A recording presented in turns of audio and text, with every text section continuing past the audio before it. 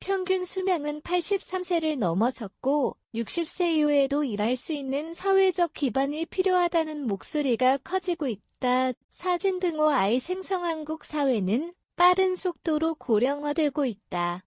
평균 수명은 83세를 넘어섰고 60세 이후에도 일할 수 있는 사회적 기반이 필요하다는 목소리가 커지고 있다.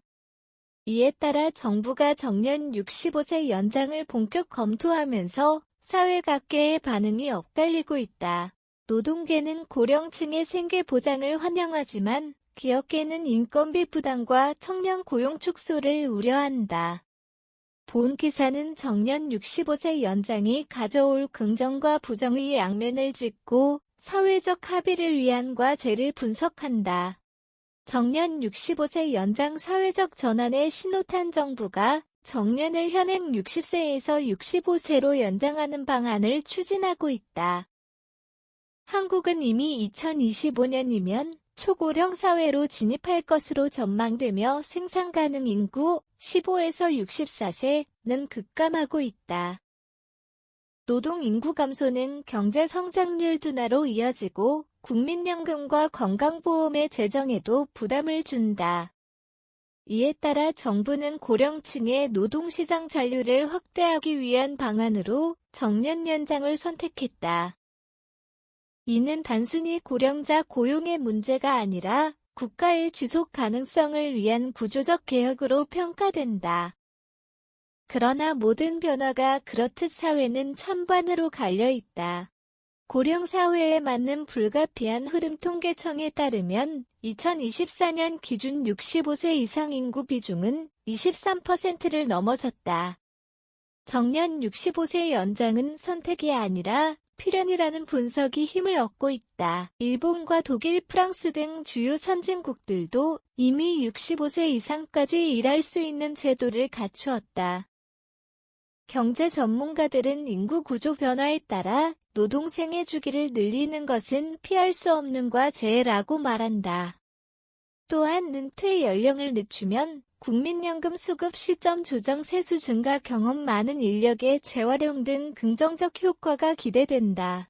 특히 중소기업에서는 숙련 인력이 장기간 근무함으로써 기술 전수가 이루어진다는 장점도 있다.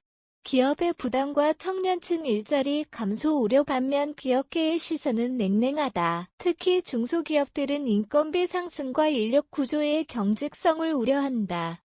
한중견 제조업체 대표는 정년 연장이 시행되면 신규 채용 여력이 줄어 청년 일자리가 더 줄어들 수 있다고 지적했다. 청년층의 반발도 있다. 한 20대 구직자는 고령층이 자리를 지키면 우리 세대는 언제 일자리를 얻느냐고 토로했다. 이처럼 세대 간 고용 갈등은 정년 연장의 가장 큰 사회적 과제다. 고령자 고용 유지와 청년 고용 창출 사이의 균형을 맞추지 못한다면 제도는 또 다른 불평등을 낳을 수 있다. 노동시장의 유연화와 단계적 접근 필요. 전문가들은 정년 연장을 단순히 나이 기준의 확대로만 접근해서는 안 된다고 강조한다. 직무 중심 고용체계, 성과 기반 임금 구조 등 노동시장의 근본 개혁이 병행되어야 한다는 것이다. 또한 업종별 기업 규모별로 차등 적용하는 단계적 도입도 필요하다고 제언한다. 예를 들어 공공부문이나 전문직종부터 65세 정년을 시범적으로 도입한 뒤 민간부문으로 확대하는 방식이다. 이러한 유연한 접근이 뒷받침되지 않으면 제도는 실효성을 잃고 형식적 연장으로 끝날 위험이 있다. 고령사회 지속 가능한 일자리 해법을 찾아야. 정년 65세 연장은 단순히 퇴직 시점의 문제가 아니다. 그것은 한국 사회의 지속 가능성을 좌우할 구조적 선택이다. 다만 그 과정에서 세대 간 이해 충돌, 기업의 부담, 사회보험 제도의 보완 등 수많은 과제가 남아있다. 정부는 제도적 틀만 제시할 것이 아니라 세대 간 공감과 신뢰 회복을 위한 사회적 대화를 이끌어야 한다. 정년 연장은 고령자에게 새로운 기회를 주는 동시에 청년에게는 도전의 장을 열 수 있는 제도가 되어야 한다. 결국 해답은 나이가 아니라 능력 중심 사회로의 전환에 있다.